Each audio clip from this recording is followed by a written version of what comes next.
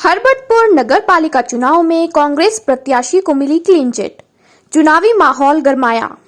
हरबटपुर नगर पालिका अध्यक्ष पद पर कांग्रेस प्रत्याशी यामिनी नीरज रोहिल्ला का पर्चा कार्ड सर्टिफिकेट आधार पर रद्द हो गया था। इसके बाद कांग्रेसी खेमे में सन्नाटा पसर गया था, लेकिन उच्च न्यायालय के द्वारा कांग्रेसी प्रत्याशी को क्लीन चिट मिलने के बाद कांग्रेसियों में खुशी की लहर दौड़ पड़ी है और कांग्रेस की प्रत्याशी यामिनी नीरज रोहिल्ला चुनाव मैदान में पूरे तुम हम के साथ उतर गई हैं और जनता का आभार प्रकट किया। हरबटपुर कांग्रेस चुनाव कार्यालय में पूर्व मंत्री नव प्रभात के साथ सभी कार्यकर्ता इकट्ठा हुए और एकजुट होकर चुनाव लड़ने का फैसला किया।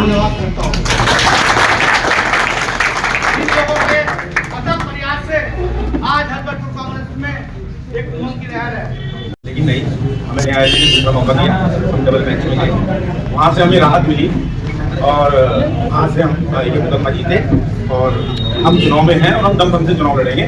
और पूरे कांग्रेस परिवार से मेरी हाथ जोड़ के विनती है, हम एक साथ एक कदम मिलाकर ये चुनाव लड़ेंगे भी और जीतेंगे भी। आज हमारी जनता की जीत हुई है।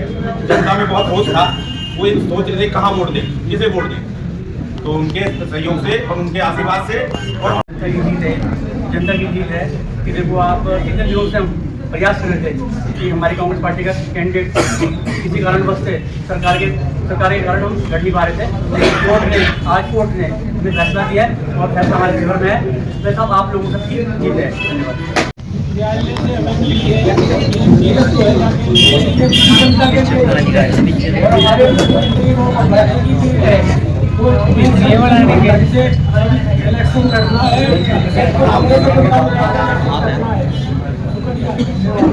उनका आशीर्वाद मेरे साथ रहा है और उनकी दुआ जो उन्होंने अपने भगवान से जिन्होंने जो भी मेरे उसमें ली हुई है, तो वो मेरे साथ हमेशा रहे हैं।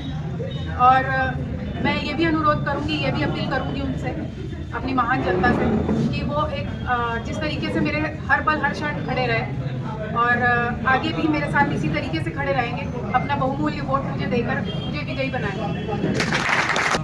और मुझे खुशी है कि आपके उम्मीदवार जो हैं वो बिना किसी पर्ची के, ये तो मैं नहीं जानता घर में तैयारी करके आई है, और बिना किसी पर्ची के अच्छा बोली। मैंने इन्हें सोशल मीडिया पर सुना था और आज मुझे अच्छा लगा कि हमारी चॉइस गलत नहीं है।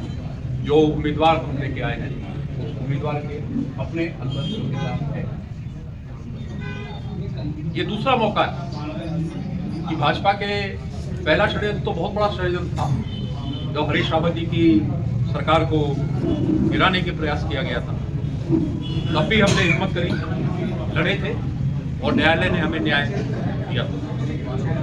छोटा सही, पर हर चुनाव में बहुत महत्वपूर्ण होता है कि आप दूसरी पार्टी के उम्मीदवार का विकेट ही उड़ा दें। भाजपा बहुत दिनों से, जब से हरबटपुर नगर पालिका का उन्होंने परिसीमन बदला, तब से एक उम्मीदवार को दिमाग में लेके चल रहे। उनके मोहल्ले को नगर पालिका में जोड़ दिया गया, जहां तक मेरी जानकारी है नियमों के बिल्कुल विपरीत। उसके बाद ओबीसी का रिजर्वेशन दिया गया। जब ओबीसी के रिजर्वेशन में उन्हें लगा कि चुनौती आने वाली है, तो उसको ओबीसी महिला किया। जब ओबीसी महिला के सामने भी चुनौती आ गई, तो ये इन प्रकार नामांकन को रद्द करा दिया, जबकि इस आधार पर नामांकन रद्द होना कानूनी रूप से ठीक नहीं। अब न्यायालय ने रास्ता दिया है। न्याय हुआ जिस प्रकार से सरकार ने एक हठधर्मिता अपनाते हुए अपनी ताकत का इस्तेमाल करते हुए नाजायज़ तरीके से यामिनी रोहिल्ला का पर्चा निरस्त करा, तो उस पर जब हम उच्च न्यायालय में गए और डबल बेंच में हाई कोर्ट से हमें न्याय मिला। हम धन्यवाद करते हैं माननीय उच्च न्यायालय का। और निश्चित रूप से ये सत्य की जीत हुई है।